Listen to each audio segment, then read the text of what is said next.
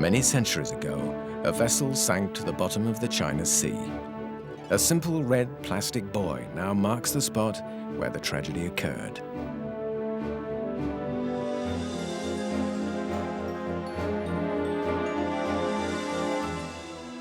"60 meters below, these ancient remains will soon bear witness to a story that came to an abrupt end.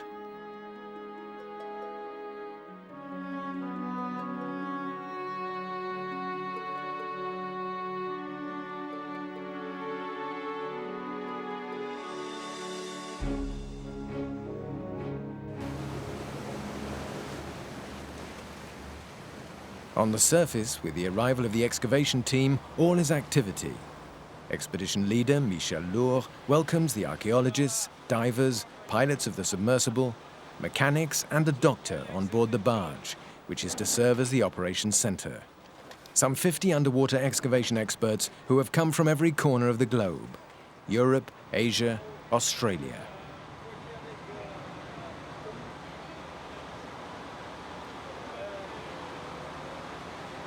One of them is Jerzy Gawronski, a Dutch naval archaeology expert who will be coordinating the project alongside Michel L'Hour.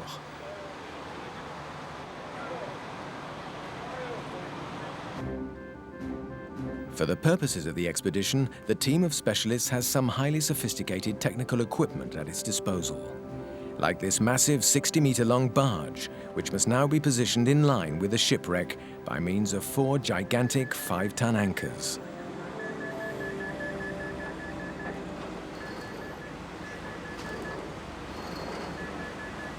As always, Michel is actively involved in the maneuvers. 20 years spent battling the world's seas has not dampened his initial enthusiasm in any way. Indeed, the experience he has gained over the years means that he is now capable of tackling one of the largest excavation projects in the history of marine archaeology. 5 centuries ago, an Asian ship's voyage was abruptly halted, and the ship disappeared under the sea at this precise spot. The story could have ended there. But this incident was fated to occur off the coast of Borneo, in the vicinity of the Sultanate of Brunei, which today exploits the region's petroleum and natural gas resources. This is how engineers who were carrying out a seismic survey on behalf of the French company Aquitaine one day came across some strange anomalies in the profile of the seabed. Excited by this discovery, the company analyzed the images revealing the extraordinary remains of an ancient shipwreck, possibly the wreck of one of the legendary junks, which had made the Indian Ocean and the China Sea the world's most extensive trading network in former times. A cooperation agreement was signed by the Sultanate of Brunei, the French Ministry of Culture, and Aquitaine, which decided to finance the excavation operations. 1 year later, Michel L'Hour is on site at the head of a veritable armada. After an interval of several centuries, the story is about to recommence. Firstly, I'd like to say hello and welcome to all the people I haven't had time to greet yet. I'm going to give you a quick general briefing and explain to you who's doing what and, more importantly, why we're doing it. Of course, the archaeologists would have preferred to spend 1.5 years here, but obviously this wasn't possible owing to the financial costs of the operation, which are estimated at $65,000 per day. Basically, our budget allows us to spend 2 months working on site. 2 months to retrieve the maximum amount of information from the wreck, which may have been pillaged or simply have deteriorated over time.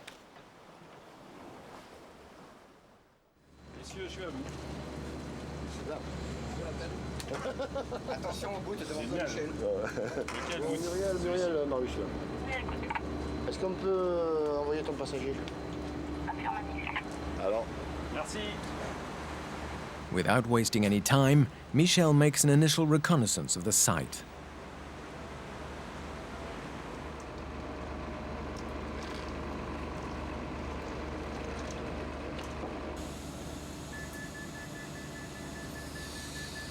Apart from the images recorded 1 year earlier when it was discovered, Michel knows nothing about the site.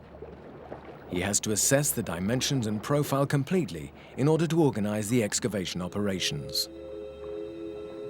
A submersible is an ideal craft for exploring the seabed. It is capable of descending some 1,000 meters and remaining there for 2 days. The remains of the wreck lie 60 meters below the surface.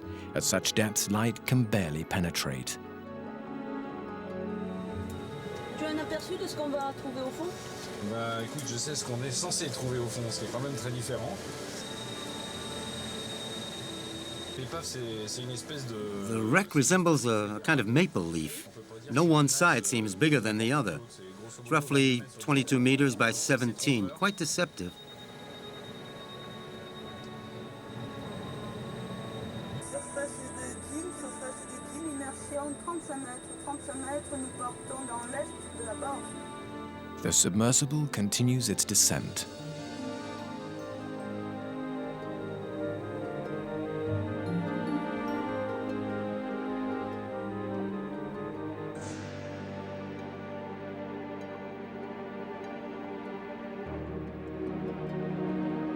The crew have already passed a depth of 48 meters. Vraiment, voilà, t'as l'impression d'être au fond, là. Regarde, tu as un halo de... They are concerned about a cloud of mud they are stirring up.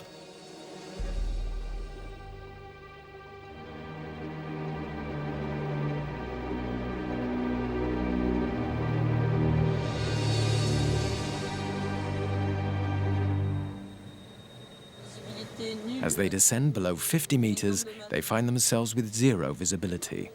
Part of the problem is the mud stirred up by the submersible's engines.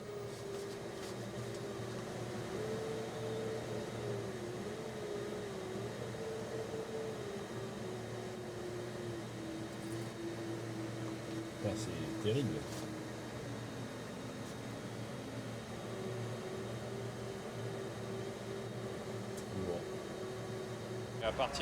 At a depth of 42 meters, there's no visibility whatsoever. We couldn't see anything at all, not even the submersible's mechanical arms. It's going to be very, very difficult. Shock rapidly gives way to anxiety. Maybe the site has been destroyed by a trawler or devastated by looters. Perhaps there was no point in organizing an expedition. To be absolutely clear in his own mind, Michel decides to send down a remote-operated vehicle, or ROV, fitted with cameras. Its engine raises up less sludge than the submersibles.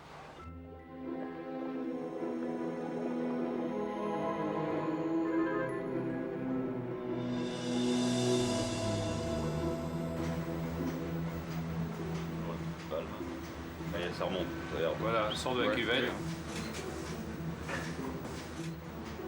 Non, il n'a pas bougé, il n'a pas... C'est pas été énorme. Le problème, c'est ça. C'est éventuellement, ça sera de s'ouvrir ici. Ouais. Oh, non.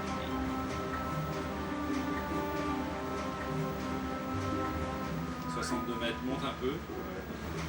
Tu l'as là, tu le récupères là, il est là. Là, tu as 1m50, 1m50 ici, voilà.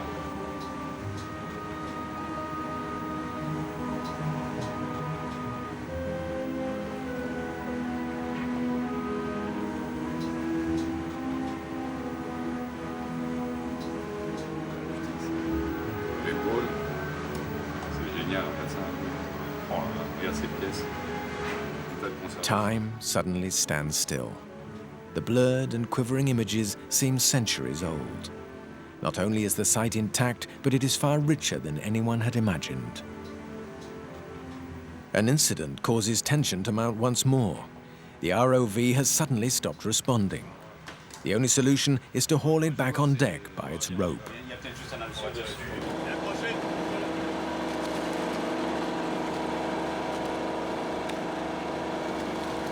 The propellers are stuck in a fishing net, which is caught on a fragment of pottery.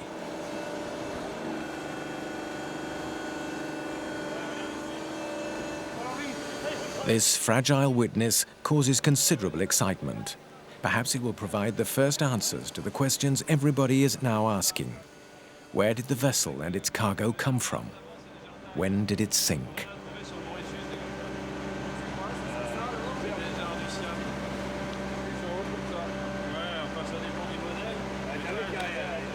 This first find is a piece of ceramic, and it's a part of a big storage jar called a martavan. And it's a very common product which is used for transport and the storage of all different kinds of goods, both liquid and solid.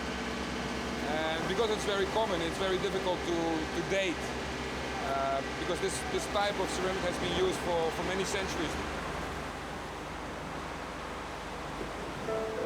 Although the age of this storage jar is still a mystery, it proves beyond doubt that the vessel was transporting merchandise. At the same time, it evokes an era of flourishing trade in spices, precious metals, silk, and Chinese porcelain. Such trade brought considerable wealth to this distant land of Asia, inspiring the tales of the Arabian Nights, firing the imagination of Marco Polo, and haunting the minds of men as it still does today.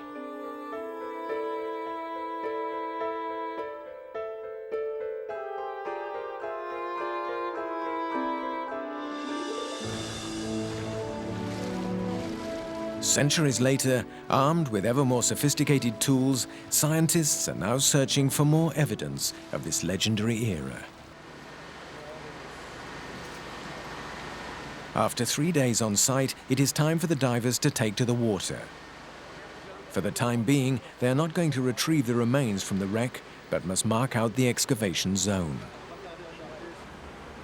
These large metal frames will be used to mark out the seabed in a series of numbered squares, thereby enabling the archaeologists to pinpoint the original location of each object and to plot a detailed map of the site.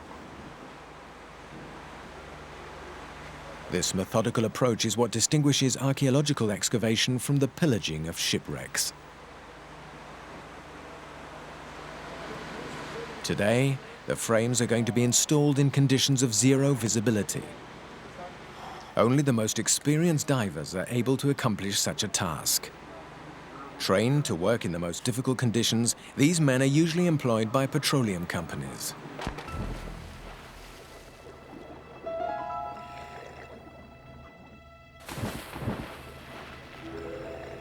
This time, they are risking their lives for archaeological discovery.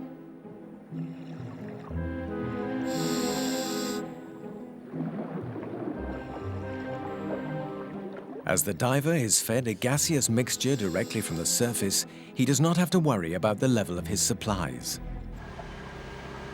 He is totally dependent on the vigilance of the head divers on the barge.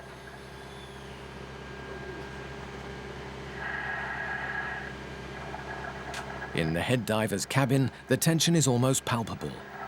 Thanks to an audiovisual link, they're in constant contact with their men and can supervise every step of the descent.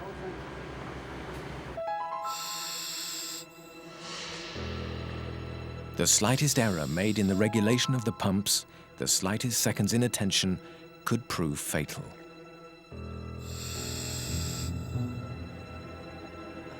Down on the seabed, the diver has to grope along in the pitch dark to find a point at which to fix the frame. The presence of stonefish, whose spines contain a deadly poison, means he must exercise immense caution. And work quickly too, as he can only stay down here so long. After 30 minutes underwater, it's time for the diver to go back up. It will take him 2 hours to reach the surface.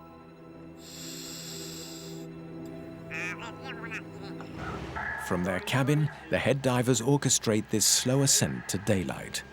They determine the speed and calculate to within a minute the duration of each decompression stage.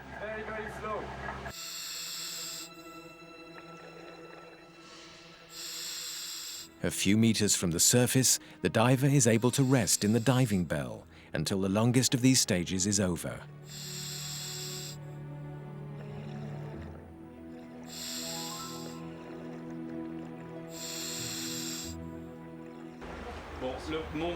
Well, the problem we've got is a very practical one. Basically, the site is like this, and the grid is like that. Michel oversees exactly where the grid is to be placed. For the moment, they place it in the mud. Later, they will fix it more securely. It takes 6 days to complete the installation of the reference grid and plot the geography of the pitch-black site without being able to touch one single object.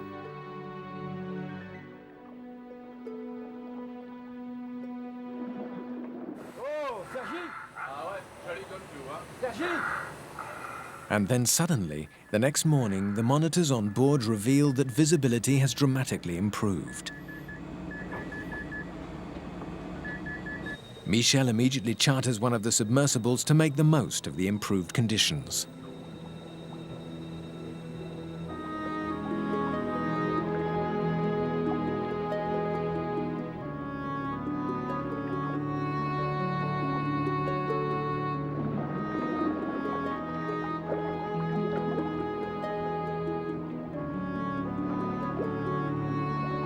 Covered in a layer of mud, thousands of objects are piled up in total disorder in an area of several hundred square meters. They are the witnesses of the vessel's final moments. It evidently met an abrupt end, but if it had not sunk, none of these objects would have survived to the present day.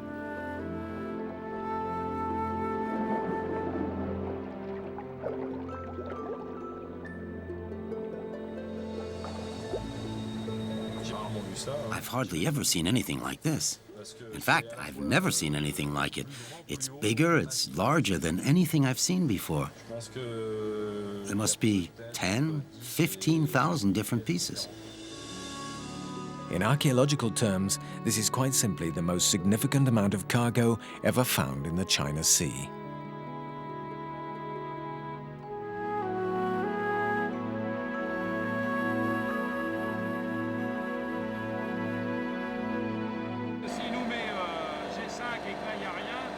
Having checked that the grid was perfectly installed, Michel now has an accurate picture of the site. With Jersey's help, he decides which square to excavate first. The seabed is cloaked in darkness once more. As the diver begins to pull the object out of the mud, visibility decreases further.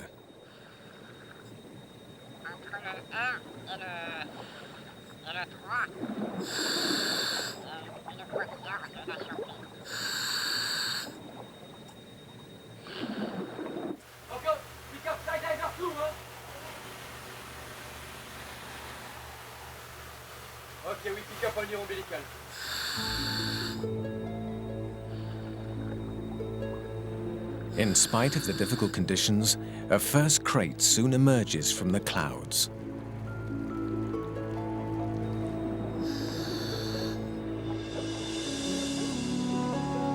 After centuries of patience, salvage operations have finally begun.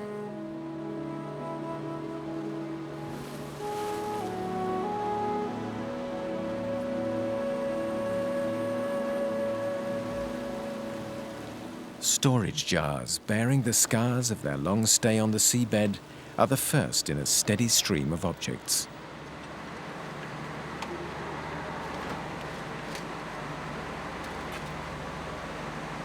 Once commonplace, they are now rare and valuable objects.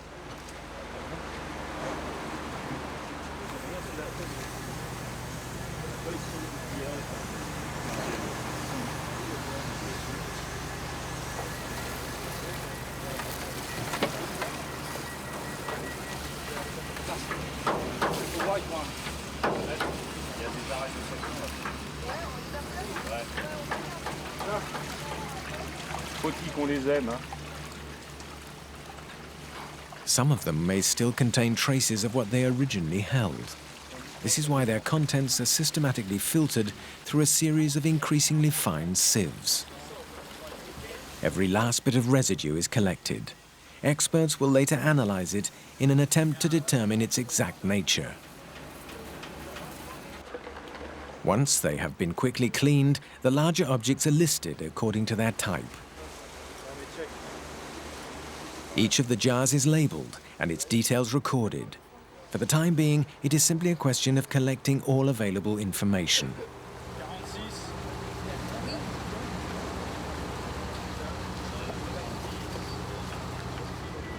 However, something has already aroused Michel's curiosity. The first jars retrieved evidently have different origins. Some come from Thailand. Other, smaller, finer ones are typical of the Vietnamese style, two countries located 1,500 kilometers from the excavation site.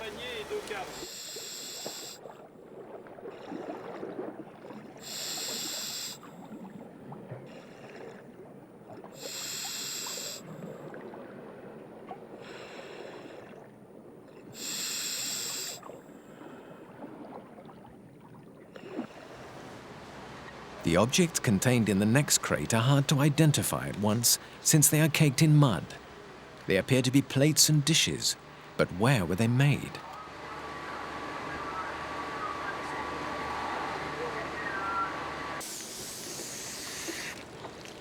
The piece cleaned by Michel provides a clear answer.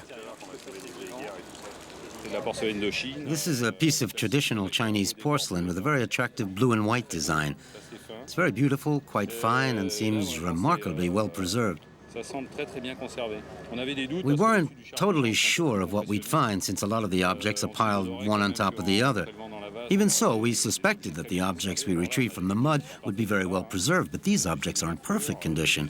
There's an odd scratch here and there, but the designs are very beautiful, well executed, and really fine pieces. It proves the cargo is interesting in terms of quality and quantity. We've already retrieved a vast quantity of artifacts from an area of just 1.5 meters. The blue and white plate Michel cleaned was not a one-off example. Indeed, the third crate reveals a whole series of plates, which are still piled on top of each other just as they were undoubtedly loaded. This proves that the vessel was transporting a significant cargo of blue and white porcelain. Within a few hours, the entire team is in a state of excitement.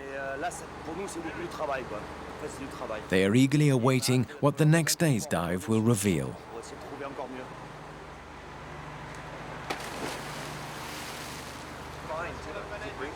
As for the archaeologists, they are amazed at how remarkably well preserved some objects are.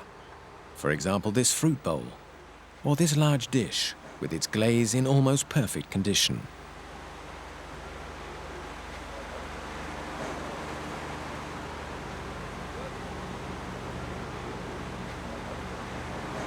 The salvaged objects do not stay on the barge. At the end of each day, carefully packed and stored in wooden boxes, they are loaded onto a Brunei Navy boat.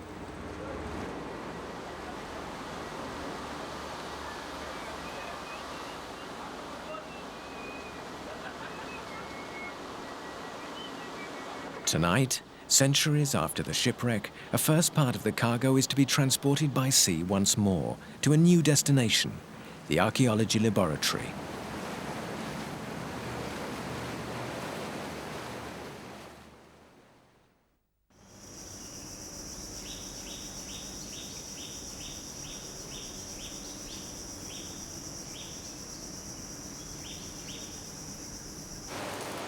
The archaeology laboratory is the other side of the operation mounted by Michel L'Hour.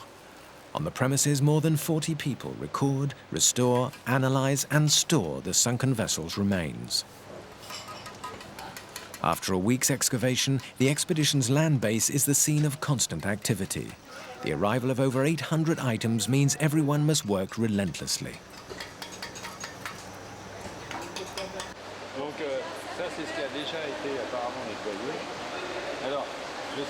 Michel has made a special trip to the laboratory to welcome Michel Pirazzoli, a Chinese porcelain expert, and to attempt to resolve, with her help, an essential point that remains a mystery: the age of the cargo. The jars are not reliable indicators, since their shape and decoration have hardly changed over the centuries. The porcelain dishes, on the other hand, are more revealing. Their date of manufacture can be determined by the type of decoration.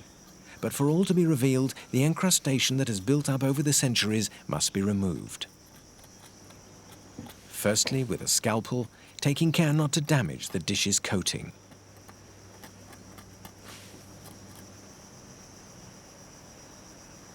Then, with the help of chemical products that clean the dishes thoroughly and restore their original colors. We took a piece of porcelain which had been decompressed. It was completely brown, and we carried out a chemical test. The test revealed that its original appearance could be perfectly restored. Once an object has been chemically treated in this way, we can draw and study it. Michel Pirazzoli can now compare the motifs of the restored items with those of objects which have already been recorded, found, for example, in tombs where the dates are known.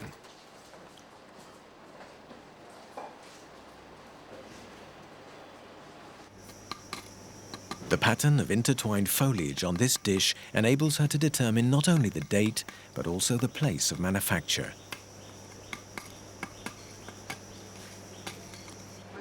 This type of porcelain was made in the north of Jiangxi province in the town of Qingzhen, which was a major porcelain-making center from the 14th century onwards. The blue and white porcelain was painted with cobalt and then covered with a transparent glaze. The decoration on these dishes is typical of the late 15th century.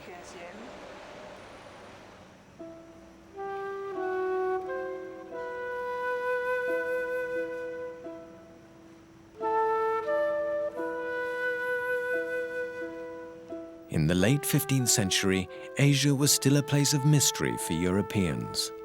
So the cargo rediscovered today would appear to be one of the last witnesses of this magical world which so enchanted Marco Polo. In those days, the China Sea was the scene of intense trading, a network so extensive that one vessel could fill its hold with objects from an entire continent. Porcelain from the Qingzhen kilns in China, jars from Vietnam, and others that were made in Thailand. Although these goods were probably bound for one of the region's markets, they were to lie for 5 centuries on the seabed, off the coast of Borneo, close to the mouth of a wide estuary, which leads through the jungle to the Sultanate of Brunei.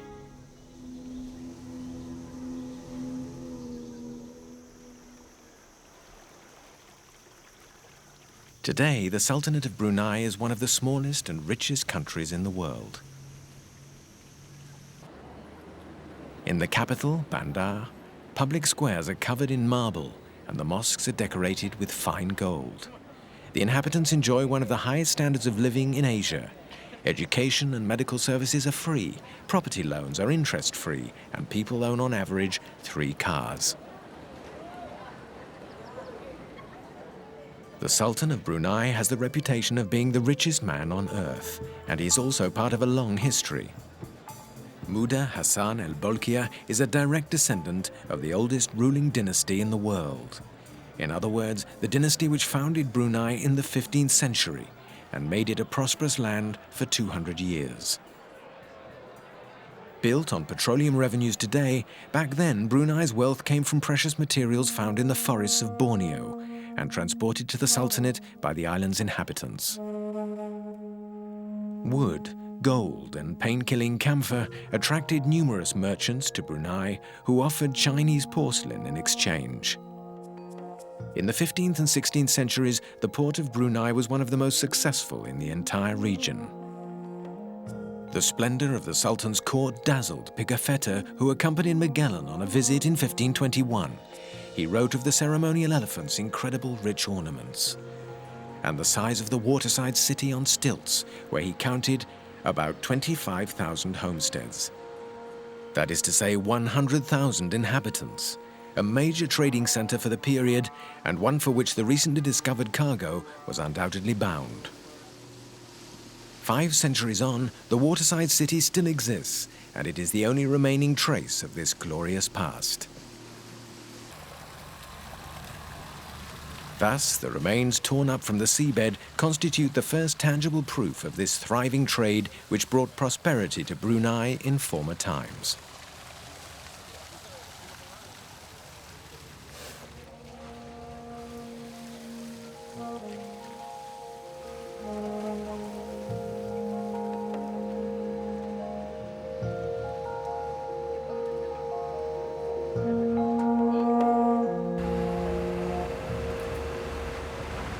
The 20th day of excavation, Brunei officials have come to visit Michel L'Hour and his team. Historians from the National Museum or military officers responsible for the expedition's logistics, they regularly come to see how operations are proceeding. But they also have an appointment with their own history.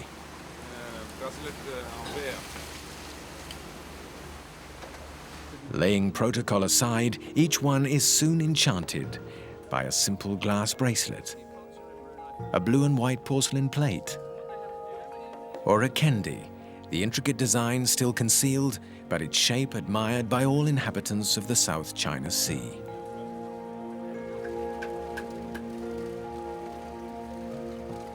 After 5 centuries' delay, the cargo has finally reached its intended destination.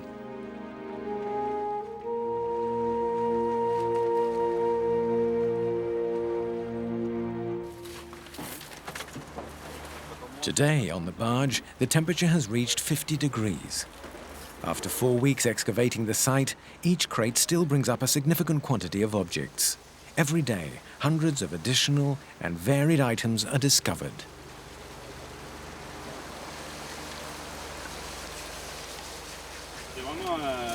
There's truly an extraordinary variety of objects, really extraordinary. It would have been something to suit everybody's taste. Some highly ornate pieces and others which were more sparsely decorated.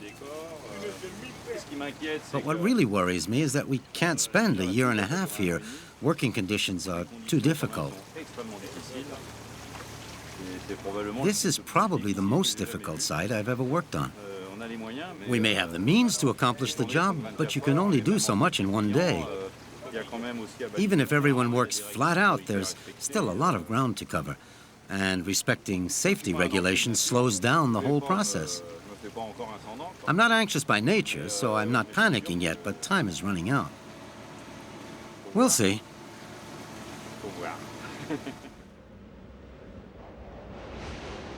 In the China Sea, a blazing sky at sunset can be deceptive, especially during the stormy season. The wind has risen during the evening and the overcast sky has begun to rumble.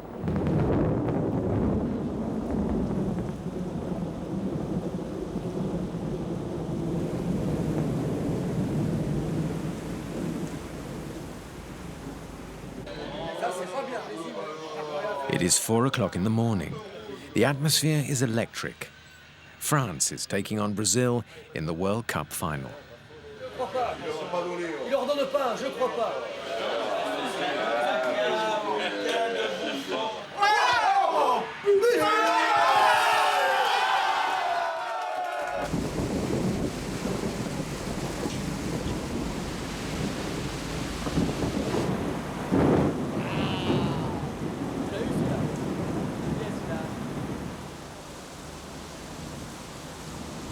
By morning, the storm is raging.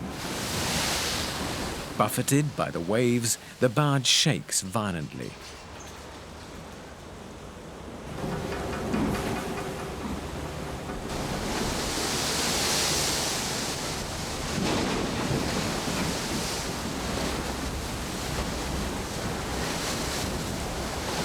The tugboat that tows the barge is forced to take to the sea before it breaks loose from its moorings.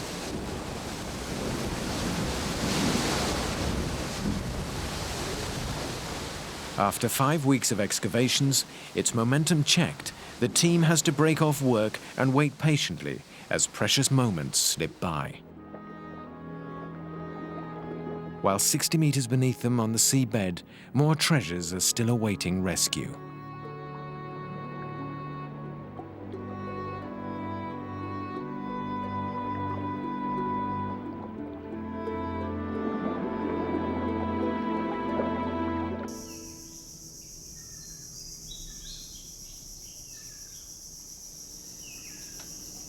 On land, the archaeology laboratory is now being guarded round the clock by the army. Even though they work here every day, the members of the personnel are systematically checked. A priceless hoard of treasure has been amassed on the premises in the space of just a few weeks. Over 1,200 jars and 3,000-odd pieces of porcelain. All have to be classified according to their shape, size, and type of decoration.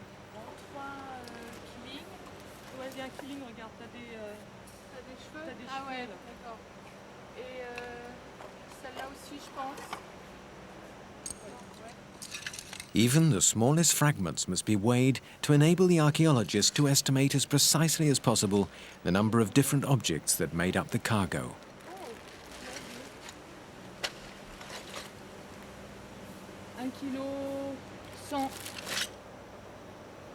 But the Chinese porcelain specialist already has an idea.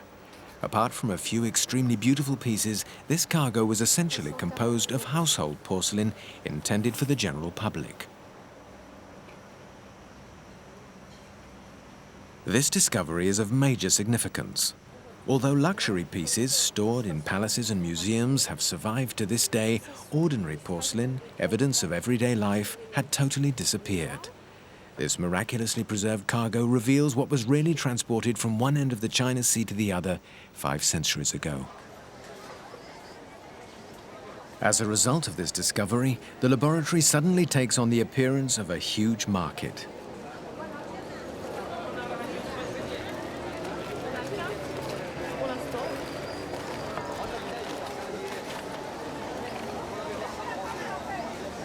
Had the cargo arrived, there would have been something for everyone's taste and pocket.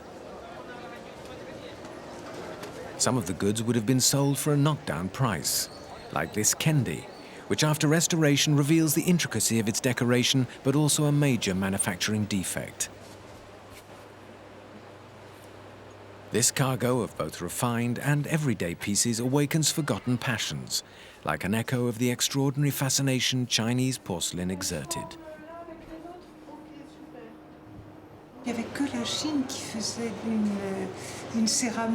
Only the Chinese manufactured this type of hard, translucent white porcelain.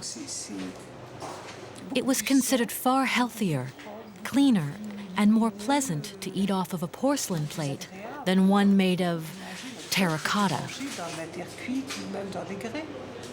People were fascinated by its smoothness, color, and brightness.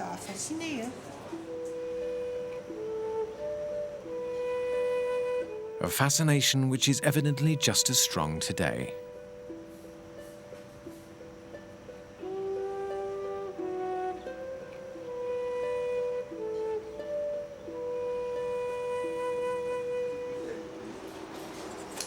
The team members in charge of the inventory, who entered details about each piece in their database, have already recorded 25 different types of decoration. These decorative forms reveal all the symbols of Chinese culture, depicted in an infinite variety by a multitude of craftsmen.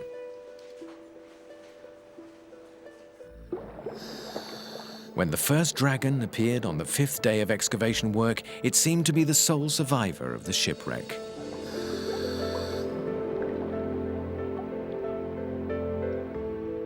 A short time later, it appeared to be the leader of an immense herd of kailins, the mythological animal considered a symbol of absolute good. Its appearance never alters. A horned dragon's head, its face turned backward, a bushy tail, a body covered in scales, fine legs ending in deer's hoofs.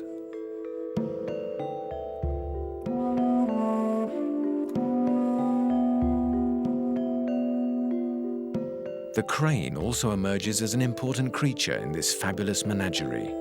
In the Taoist religion, it represents long life. Depicting the gentle way of life of the privileged classes, genre scenes were also immensely popular. It took just a few brushstrokes to reveal an idyllic existence where women converse quietly in the garden, while a man of letters supervises a novice's education. But floral motifs constituted the Chinese artist's favorite theme.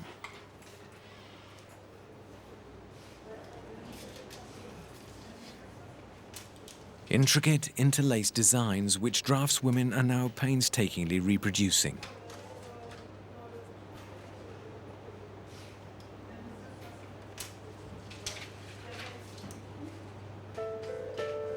Recreating the designs with a clarity far superior to that of a photograph, their work reveals genuine masterpieces. These traditional motifs from ancient Chinese religions did not mean much to Brunei's Muslim population. If Chinese porcelain was so popular, becoming the country's main import at that time before conquering the whole world, it was quite simply because of its beauty.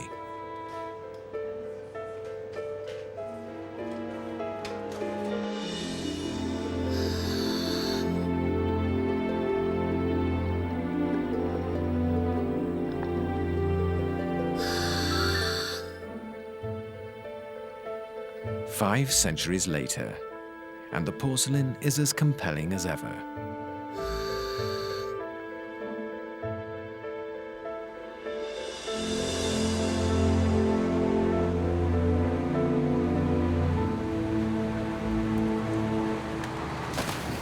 Work has recommenced on the barge, but today the dives began at dawn.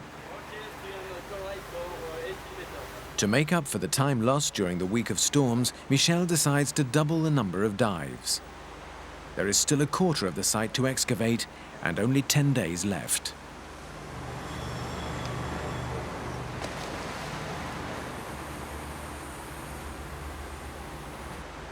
From now on, the barge echoes with the buzz of constant activity.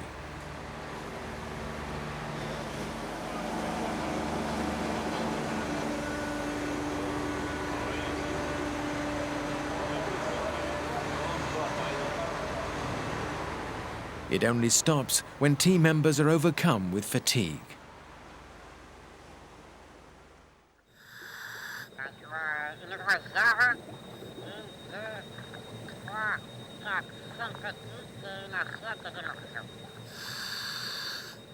For the past 2 days, the divers have only found jars in the zone they were excavating.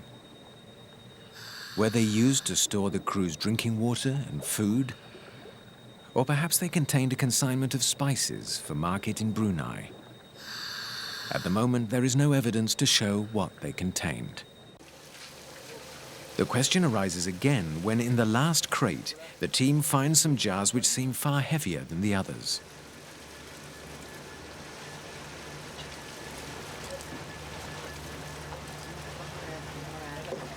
Non, ça c'est clair, ils sont vraiment l'un dans l'autre. Je pense qu'ils pouvaient en transporter dans les jars, ça paraît incroyable. Protected in the jar for 5 centuries, dozens of little porcelain cups in perfect condition fall into the hands of the archaeologists.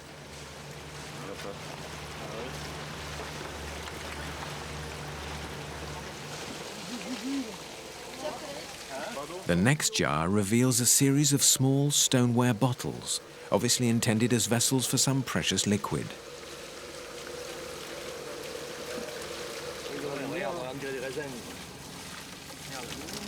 Followed by thousands of glass beads, amalgamated by time, for which a jewelry merchant was probably waiting.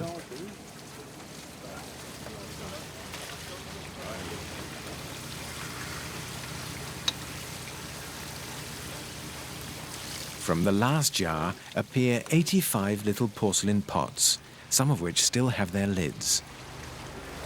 Michel, regarde, incomplet là. I didn't realize that this type of large jar used to store a whole series of smaller objects existed. I know I've never come across one before. Really quite extraordinary. And a real find. The most surprising thing of all is that these objects appear to have been stored empty.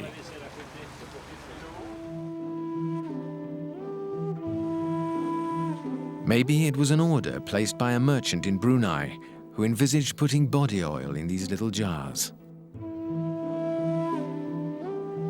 and had these little pots sent from China so he could fill them with camphor and then sell them individually.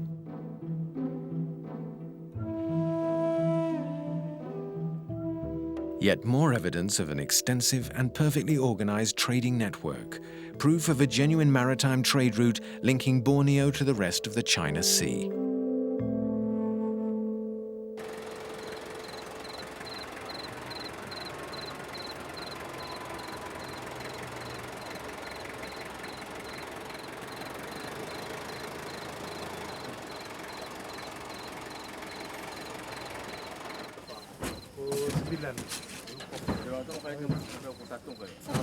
In the evening, at the archaeology laboratory, everybody helps to unload the jars.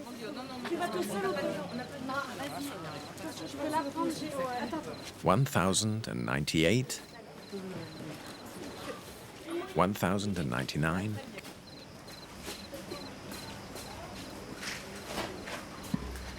$2,000.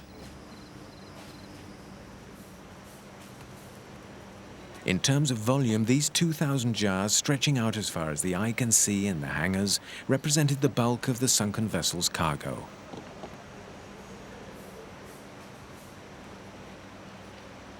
The idea gradually dawns on the team that perhaps the weight of these 2,000 jars caused the disaster. Their sheer number surprises even a specialist as experienced as Marie-France Dupoisat. We don't know about many shipwrecks of this period, so we were really amazed to find so many jars in this one.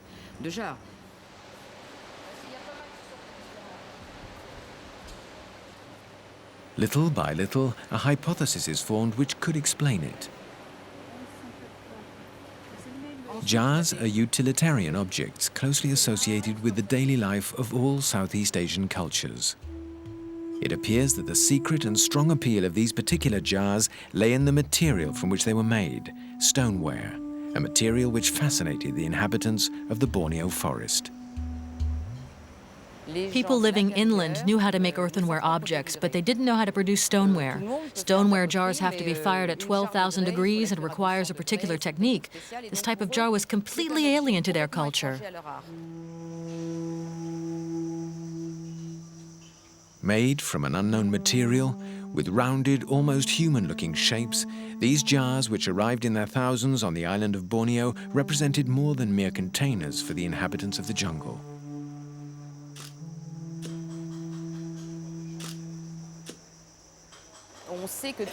We know that the inland populations appreciated jars enormously, to such an extent that some jars were used for everyday purposes, whereas others had ritual uses. Some jars could be traded for 25 or even 30 buffalo. At the end of the 19th century, an English Raja returning to England kidnapped some jars to ensure that the tribal chiefs kept the peace in his absence. He knew that they valued the jars even more than a child's life.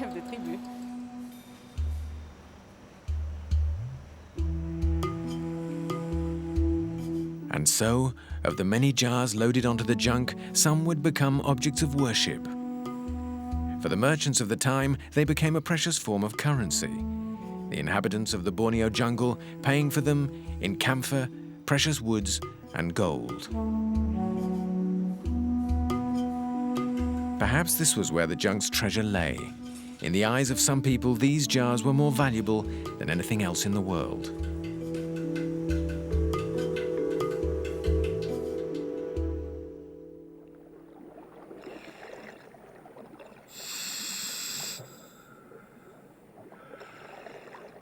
All the visible parts of the cargo have now been brought to the surface, but there is still a lot of mud that the team explores methodically with a suction dredge.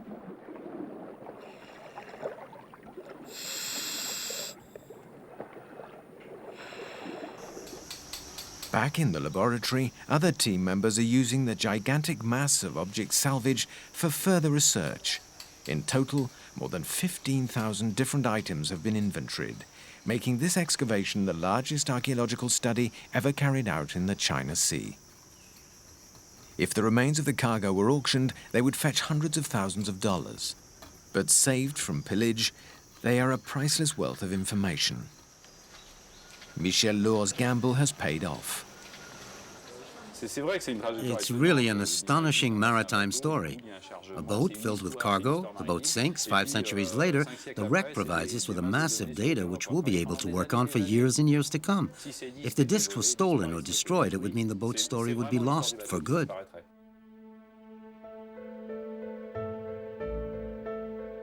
This cargo now constitutes tangible evidence of the fabulous trade in goods which brought wealth and grandeur to an exceptionally developed civilization.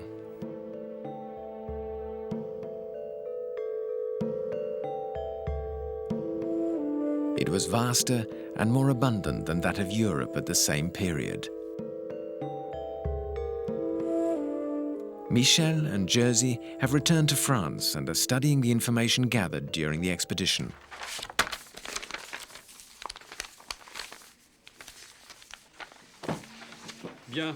Meticulously drawn up by the divers, the plans of the site make it possible to reconstruct an accurate picture of the vessel and its cargo at the time it sank.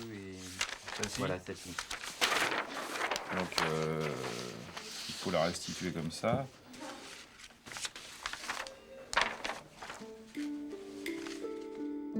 Thanks to computer-generated images, the site reveals its full dimensions for the first time.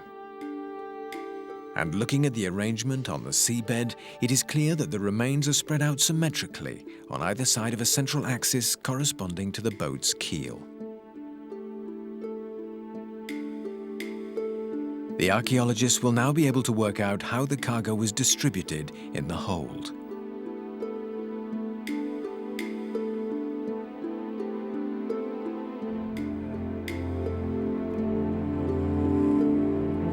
And calculate the size of the vessel. 30 meters long and 10 meters wide for 200 cubic meters of cargo. This vessel must have been 3 times bigger than a Portuguese caravel of the same period. Its cargo was evenly spread out to make maximum use of available space and to ensure overall balance. This shows that the boat was loaded all in one go. And in one place where all the goods from the China Sea were stored. Probably in one of the thriving centers of Asian maritime trade, which so impressed the first European explorers at the beginning of the 16th century. Imagine immense ports larger than Venice, echoing with the sounds of some 80 different languages, where more business was conducted than in the whole of Europe. Here, the world was definitely a larger, more developed, and a richer place.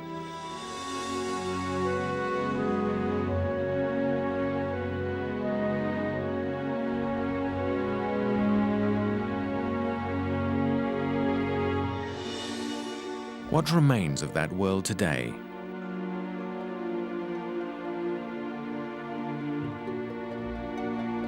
Some of the junks which crossed the China Sea in their thousands still lie at the bottom of the ocean. In time, they may be found, revealing yet more about that astonishing civilization that flourished 5 centuries ago.